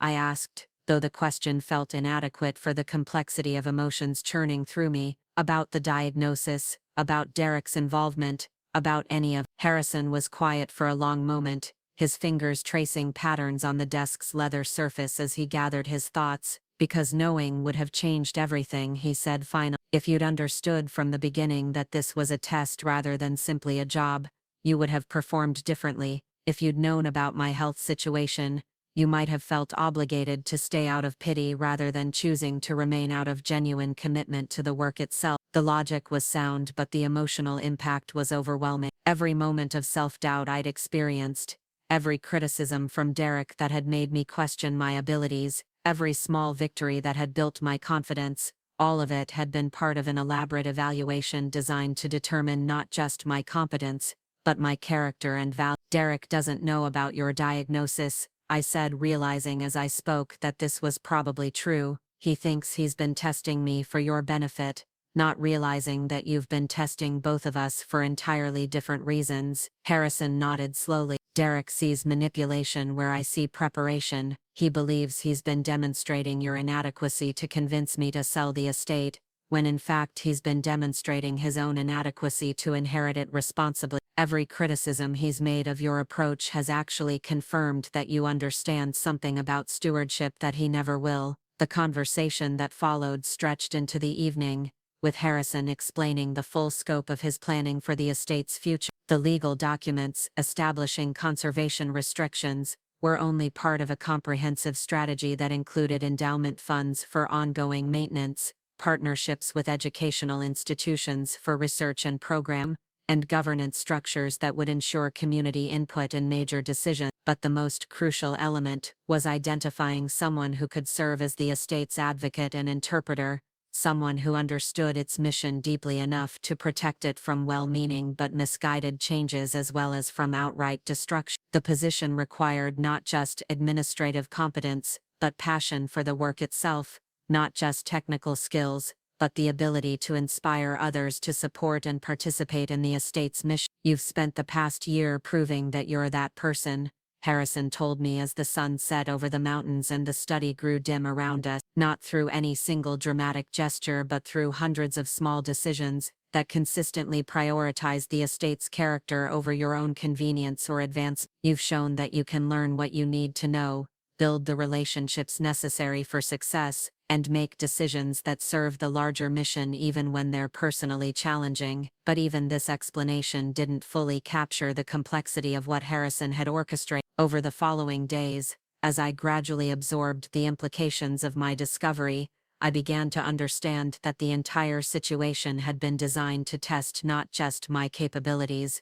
but my resilience and commitment. Derek's criticism hadn't just been a convenient way to evaluate my performance, it had been a deliberate stress test to determine whether I would maintain my principles under pressure, or abandon them for the sake of approval and job security. The community programs that had developed so naturally hadn't been accidents or even entirely my initiative. Harrison had subtly encouraged connections with local residents, suggested resources and opportunities, and created conditions that would allow collaborative relationships to flourish if I was inclined to pursue them. But the choice to embrace those opportunities rather than maintaining professional distance had been mine, revealing something essential about my instincts and values. Most importantly, the entire year had been an extended interview for a position that Harrison had never explicitly described, but that had become increasingly clear through our daily interaction. He hadn't just been seeking a caretaker or even an estate manager, he'd been searching for someone who could eventually assume the role of the estate's primary advocate and guardian, someone who would fight for its mission long after he was no longer able to do so himself. The realization was both thrilling and terrifying. Everything I'd accomplished during my time at Whitmore Estate suddenly carried new weight and significance, while the responsibilities I'd gradually assumed revealed themselves as preparation for something far more substantial and permanent. But it also meant that my entire relationship with Harrison had been shaped by his evaluation of my suitability for this role, making me question which of my feelings and reactions had been genuine and which had been influenced by unconscious awareness of being tested. When Derek arrived for his next visit in early August, I was still processing these revelations and trying to understand their implications for our ongoing conflict. But his behavior during this visit was markedly different from his previous appearances, suggesting that he too was dealing with new information or changing circumstances that affected his approach to the estate's future. Instead of his usual frontal attacks on my competence and the estate's management, Derek seemed more focused on understanding the legal frameworks Harrison had established and their implications for his eventual inheritance. His questions were more technical and specific, as if he was consulting with attorneys or financial advisors about strategies for working within the restrictions, rather than simply opposing them. "I've been thinking about what you said during my last visit," he told Harrison as we sat in the conservatory after dinner, "about stewardship versus ownership and the responsibilities that come with inheriting this place. I still think some of your approaches are impractical and inefficient, but I'm beginning to understand that there might be ways to honor your intentions while also addressing some legitimate concerns about long-term sustainability." The shift in Derek's tone was subtle but unmistakable, suggesting a strategic retreat from his previous positions rather than a genuine change of heart. But it also indicated that he was beginning to accept the reality of the legal constraints Harrison had imposed and was looking for ways to work within them rather than simply opposing them. Harrison's response was cautiously optimistic, though I could see in his expression that he remained skeptical about Derek's true motivations. "I'm glad to hear that you're approaching these questions with more nuance," he said carefully. "The estate's future will require someone who can balance multiple competing interests while maintaining its essential character and mission. That's a complex challenge that can't be solved through simple efficiency measures or conventional business practice." But Derek's apparent moderation concealed a more sophisticated strategy that only became apparent over the following week. Instead of directly challenging the community programs and conservation restrictions, he began suggesting modifications and improvements that would gradually shift their emphasis in directions more aligned with his values. The educational programs could be made more profitable through increased fees and corporate sponsorships. The conservation restrictions could be interpreted more flexibly to allow for revenue-generating development that would help fund ongoing operations. Each suggestion was reasonable on its surface and presented as a way to strengthen rather than undermine the estate's mission, but taken together they represented a systematic approach to transforming the character of the place while maintaining the appearance of respecting Harrison's intention. Derek had apparently realized that frontal opposition was counterproductive and had instead adopted a strategy of gradual modification that would achieve his goals through incremental changes rather than dramatic reversal. The subtlety of this approach made it particularly dangerous because it was much harder to oppose than his previous direct attacks. When Derek criticized my qualifications or the estate's inefficiencies, I could respond with clear evidence of success and community support. But when he suggested seemingly reasonable improvements that would generate additional revenue or increase professional efficiency, the appropriate response was much less obvious. Harrison seemed to recognize the shift in Derek's strategy and its implications for the estate's future. During our evening conversations, he began discussing more explicitly the challenges I might face in protecting the estate's mission against well-intentioned but ultimately destructive modification. The legal frameworks he'd established provided significant protection, but they couldn't prevent every possible threat to the estate's character and values. "The most dangerous changes are often the ones that seem most reasonable," he warned during one particularly serious discussion in his "Someone who wants to destroy something unique and valuable doesn't need to attack it directly. They just need to make it more like everything else, more efficient and profitable and conventional, until all the qualities that made it special have been eroded away in the name of improvement and sustainability." These conversations took on new urgency as Harrison's symptoms became more apparent, though he continued to function at a high level and maintain his leadership role in the estate's daily operation. The tremor in his left hand was becoming more noticeable and his energy levels fluctuated in ways that required careful management of his schedule and activities, but his mental acuity remained sharp and his commitment to to preparing for the estate's future intensified rather than diminished as his physical challenges increased. The formal announcement of his diagnosis came in September, during a community meeting in the estate's library that brought together the Friends organization, local officials, and other stakeholders in the property's future. Harrison's explanation was characteristically direct and unsentimental, focusing on practical implications rather than emotional appeals for sympathy or support. "My doctors tell me that I have several good years ahead of me," he said to the assembled group, "but eventually this condition will affect my ability to manage the estate's daily operation. Rather than waiting for that transition to become necessary, I want to begin planning for it now while I'm still fully capable of making decisions and providing guidance." The response from the community was immediate and overwhelming, with offers of support and assistance that went far beyond anything I'd expected.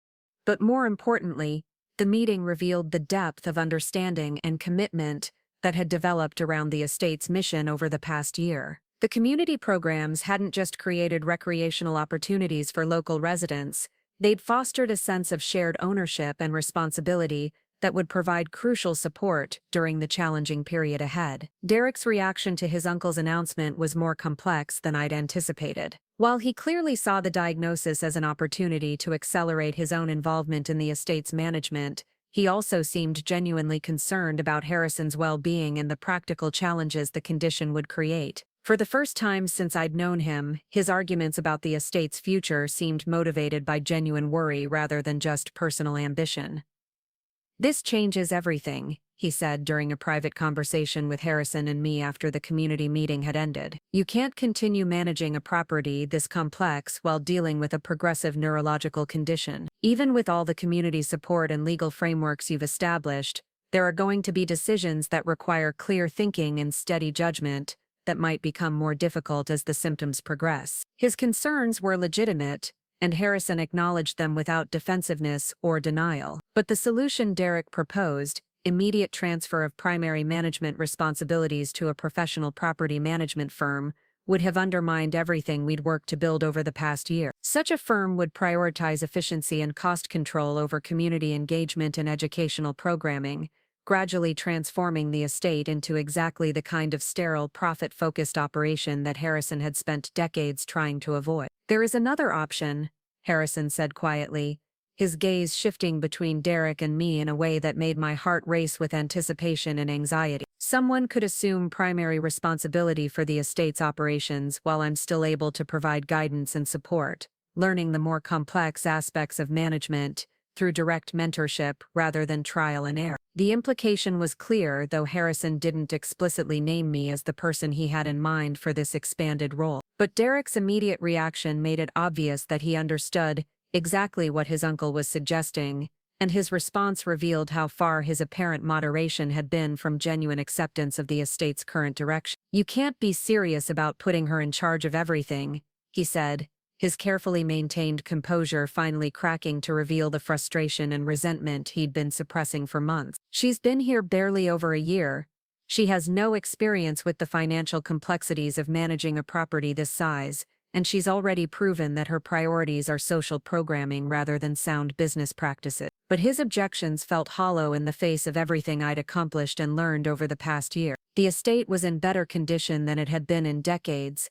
The community programs were thriving and largely self-sustaining, and the financial management had been both responsible and creative in finding new revenue sources while maintaining the property's character and mission. More importantly, the community support network that had developed around the estate provided resources and expertise that no professional management firm could match. Local contractors who understood the property's unique requirements, residents whose knowledge of its history spanned generations, volunteer organizations whose commitment went far beyond paid employment. These relationships had taken time and genuine caring to develop, and they couldn't be transferred to someone who approached the position as simply another professional responsibility. As the evening progressed and the conversation continued, it became clear that this was the moment Harrison had been preparing for since the day he'd hired me. The elaborate test of the past year hadn't just been about evaluating my capabilities, It had been about creating conditions where a transition of responsibility would seem natural and inevitable rather than sudden and risky. Derek's continued resistance revealed that he still fundamentally misunderstood what the estate required for successful management. His focus remained on credentials and conventional qualifications,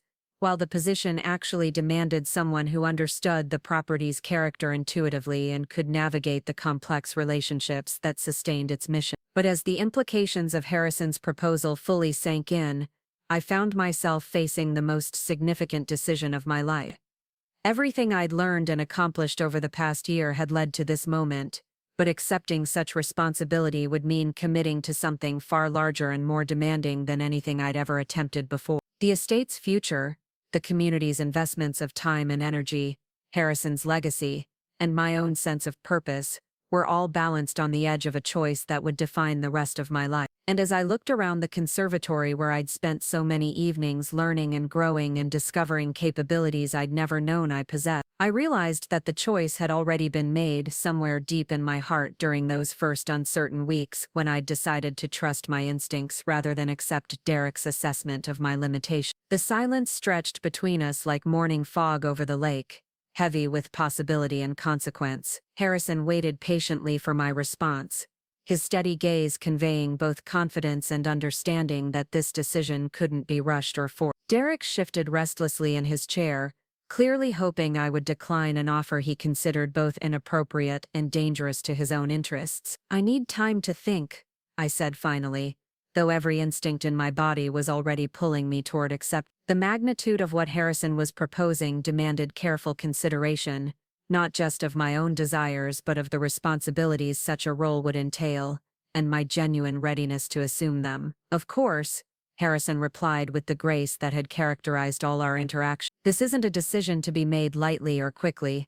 Take whatever time you need to consider all the implications." He stood slowly, the tremor in his left hand more pronounced than usual after the emotionally charged evening. "We should all sleep on this and continue the conversation when everyone has had a chance to process what's been discussed." Derek remained seated as Harrison left the conservatory, his expression cycling through frustration, calculation, and something that might have been genuine concern. When we were alone, he turned to face me with an intensity I'd rarely seen from him, as if the masks and pretenses of our previous interactions had finally fallen away completely. "You can't seriously be considering this," he said, his voice carrying none of its usual polished confidence. "Do you have any idea what you'd be taking on? The financial complexity alone would overwhelm someone without proper training, the legal liabilities, the insurance requirements, the regulatory compliance issues, the tax implications of running educational programs on a private estate. You'd be in over your head within months." But his arguments felt different now that I understood the true context of our relationship. Derek hadn't been offering constructive criticism based on genuine expertise. He'd been systematically undermining my confidence as part of a strategy to prove the estate needed professional management. His concerns about my qualifications weren't rooted in objective assessment, but in his fundamental inability to recognize forms of competence that didn't match his narrow definitions of professional success. "Maybe you're right," I said calmly, surprising him with my lack of defensiveness. "Maybe I would struggle with some aspects of the role that someone with different training would handle more easily, but I've learned something important this past year about the difference between competence and credentials. The estate doesn't need someone who can manage it like a conventional property. It needs someone who can nurture it like a living entity with its own character and needs." Derek's response revealed the depth of his misunderstanding about what effective stewardship actually required. He launched into a detailed explanation of best practices in property management, citing case studies and industry standards that completely missed the point of what made Whitmore Estate valuable and unique. His vision of professional competence would have turned the property into an efficiently operated but soulless enterprise, profitable and well-maintained, but stripped of everything that gave it meaning and purpose. As he spoke, I found myself thinking about all the moments over the past year when conventional professional approaches would have produced worse outcomes than the collaborative, community-centered methods we'd developed. The crisis management, during the water main break, had been successful not because of formal emergency protocols, but because of relationships built through genuine caring and shared investment in the estate's welfare. The educational programs had thrived not because of professional curriculum development, but because they emerged organically from real needs and interests within the community. The question isn't whether I have conventional qualifications. I interrupted Derek's monologue about fiduciary responsibilities and risk management.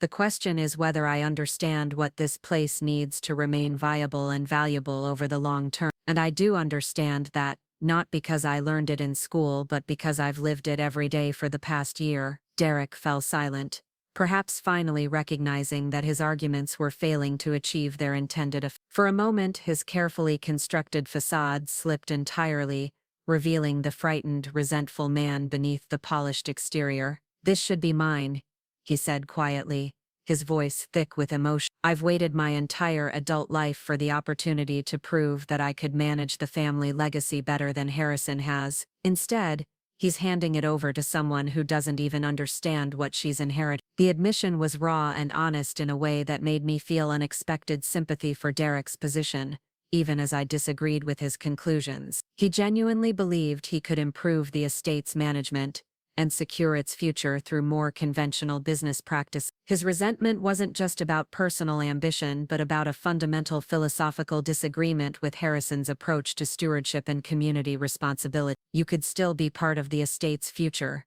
I said gently, recognizing that Derek's expertise in financial management and legal compliance could actually be valuable if it were channeled properly. "The role Harrison is offering me doesn't have to be adversarial to your involvement. The estate is complex enough to benefit from multiple perspectives and skill sets." But Derek shook his head, his expression hardening back into the familiar mask of professional confidence. "I won't be a junior partner in what should be my inheritance," he said firmly. "If Harrison chooses to turn over primary control to you, I'll focus my attention on other opportunities and let him deal with the consequences of his sentimentality." The threat was clear enough, and it carried real weight given Derek's legal position as Harrison's primary heir. Even with all the conservation restrictions and community partnerships Harrison had established, Derek would eventually inherit significant influence over the estate's future. If he chose to exercise that influence in opposition to its current mission,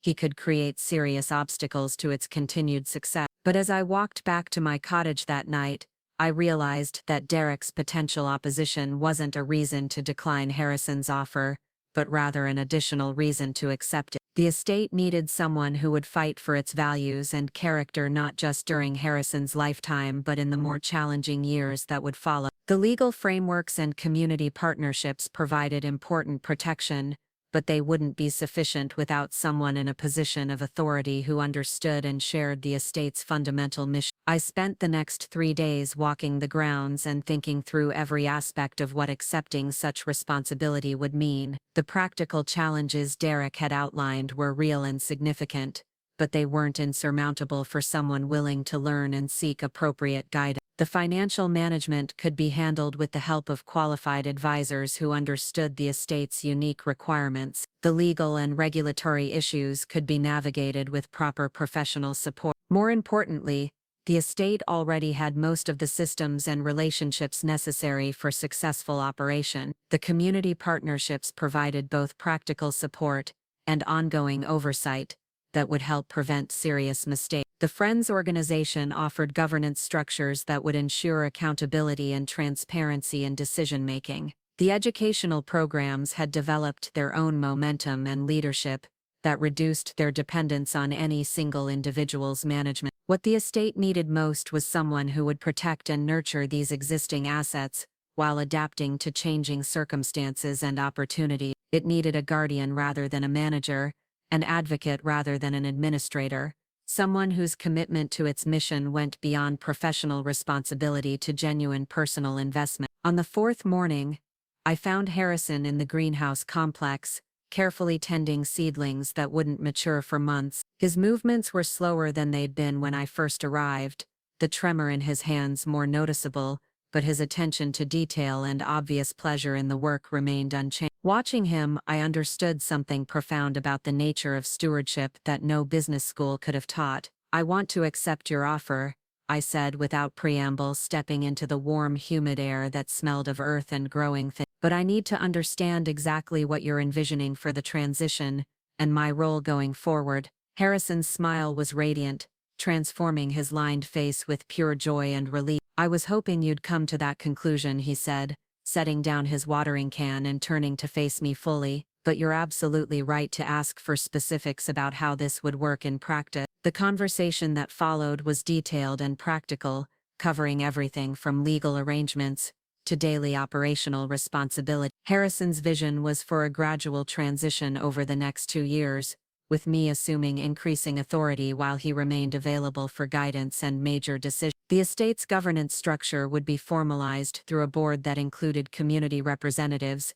ensuring that my authority was balanced by accountability to the stakeholders who had invested in the property's mission. Most importantly, Harrison had already begun arranging for the financial and legal support systems that would enable me to handle the more complex aspects of estate management without being overwhelmed by unfamiliar responsibilities. A team of advisors who understood both the practical requirements and the philosophical commitments of the estate would provide ongoing consultation and oversight. The goal isn't to make you into a conventional property manager, Harrison explained as we walked through the gardens toward the main house. It's to give you the tools and support necessary to continue developing your own approach to stewardship while ensuring that practical necessities don't get overlooked in the process. The announcement of my new role was made at the next Friends Organization meeting, held in the estate's library on a crisp October evening that felt pregnant with possibility and change. The response from the community was overwhelmingly positive, with many people expressing relief that the estate's mission would continue under someone who understood and shared its values.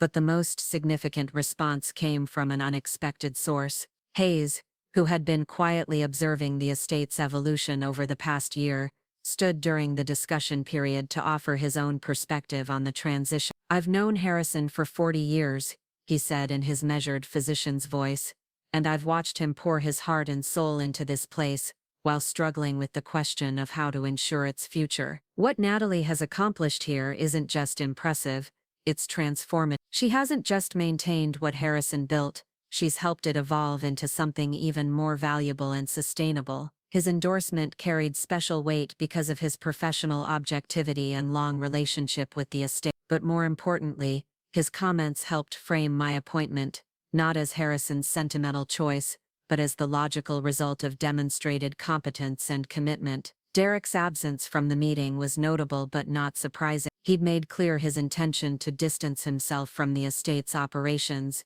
and his continued involvement would have been awkward given his fundamental disagreement with its direction. But his silence also suggested that he was still processing the implications of recent developments, and perhaps reconsidering his options for influencing the estate's future. The formal legal arrangements took several more weeks to complete, involving complex documentation that transferred operational authority while maintaining Harrison's ultimate ownership until his eventual death. The structure was designed to provide maximum protection for the estate's mission while ensuring clear lines of responsibility and accountability. But the real transition had already begun in countless small ways, as I gradually assumed greater responsibility for decisions that had previously required Harrison's direct involvement. Contractors began calling me first when issues arose, community members brought their ideas and concerns to my attention, and the daily rhythms of estate management increasingly revolved around my schedule and priority. The most challenging aspect wasn't the increased workload or complexity but the psychological weight of knowing that my decisions would shape the estate's future for generations to come. Every choice about programming, maintenance,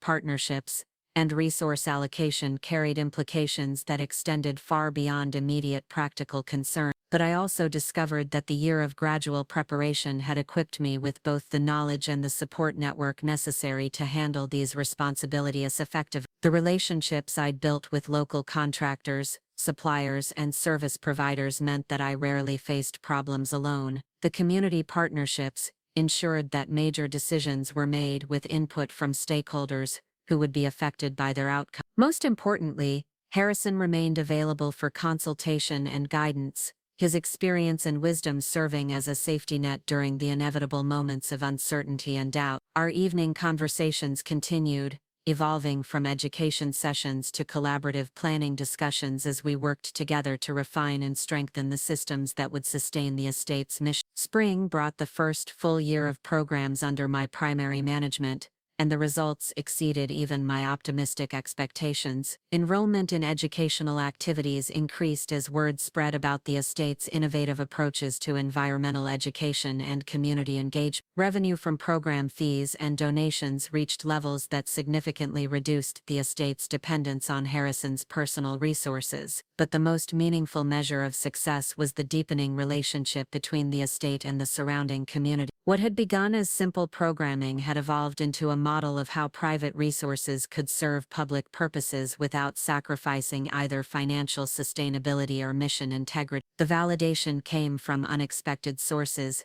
as visitors from other historic properties began requesting tours and consultations about replicating our approaches to community engagement and educational programs. Academic researchers studying sustainable heritage preservation cited the estate as an example of innovative stewardship that balanced multiple stakeholder interests. Yet the greatest satisfaction came from the simple daily reality of work that felt meaningful and purposeful in ways my previous career had never provided. Every morning brought new challenges and opportunities, from practical problems requiring creative solutions to philosophical questions about how to balance competing values and interests. The estate had become not just my workplace but my calling, a perfect marriage of personal fulfillment and social contribution that I couldn't have imagined when I first answered Harrison's classified advertisement in desperation. The woman who had arrived in Vermont feeling like a failure had discovered not just competence but excellence in areas she'd never known existed. Derek's final attempt to influence the estate's direction came in early summer when he arrived unannounced with a team of consultants who had prepared a comprehensive analysis of alternative management approaches. Their presentation was professional and well-researched, outlining strategies for increasing revenue and operational efficiency while maintaining basic compliance with the conservation restrictions Harrison had established. But their recommendations would have fundamentally altered the estate's character, transforming it from a community resource into a premium destination that served primarily affluent visitors rather than local residents. The changes would have been profitable and legally permissible,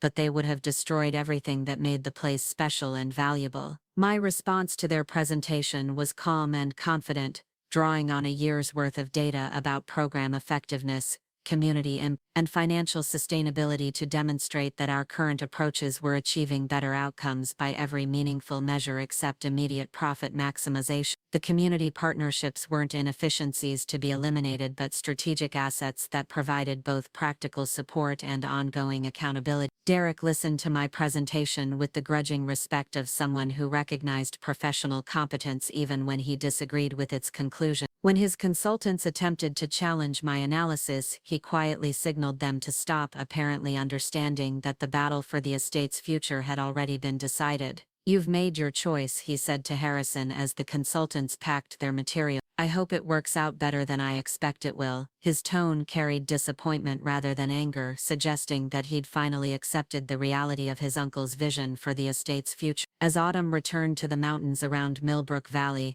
marking 2 full years since my arrival at Whitmore Estate, I found myself reflecting on the extraordinary journey that had brought me from desperate unemployment to meaningful purpose. The transformation hadn't just been about learning new skills or gaining professional competence, though both had certainly occurred. It had been about discovering a different way of thinking about work and value and success. The estate thrived under collaborative stewardship that prioritized long-term sustainability over short-term profit, community benefit over individual advancement, and mission integrity over conventional efficiency. These weren't abstract principles but practical guidelines that shaped every decision and guided every interaction. Harrison's health had stabilized somewhat, allowing him to remain actively involved in the estate's operations, while gradually transitioning more responsibility to my management. Our partnership had evolved into something deeper than employer and employee, closer to mentor and successor, united by shared commitment to protecting and nurturing something larger than either of us individually. The evening walks around the property that had become our regular routine provided opportunities for reflection on both immediate challenges and long-term vision. As we watched the sun set over gardens that now flourished under community care and programming that served hundreds of participants each year,